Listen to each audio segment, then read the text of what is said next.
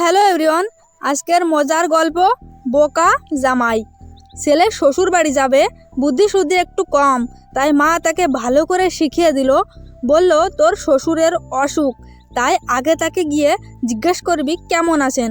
উনি হয়তো বলবেন ভালো, তখন বলবি এইটাই তো আমাদের কাম্য। তারপর তিনি কি পথ্য করছেন জানতে চাইবি, তিনি কিছু একটা বলবেন, তুই তখন বলবি অতি উপাদেয় পক্ষ, রোজ খেলে তাড়াতাড়ি সুস্থ হয়ে উঠবেন আশা করি। তারপর জিজ্ঞেস করবি কোন ডাক্তার তার চিকিৎসা করছেন।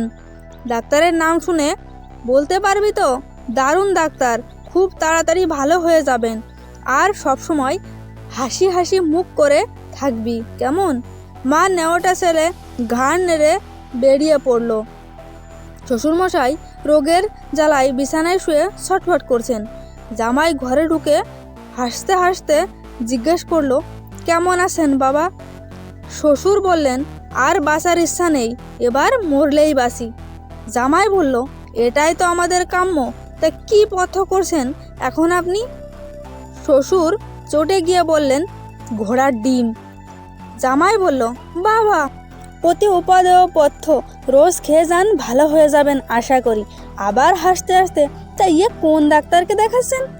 শ্বশুর আরও চটে গিয়ে বললেন, জম। জামাই বলল, খুব ভালো ডাক্তার, বেশ নাম করা ডাক্তার, আপনি কিছুদিনের মধ্যেই ঠিক হয়ে উঠবেন। তো গল্পটা একটু ভালো লেগে থাকলে স্টোরি 2.0 চ্যানেলকে সাবস্ক্রাইব করে বেল আইকন কলে প্রেস করে রাখবেন। ধন্যবাদ।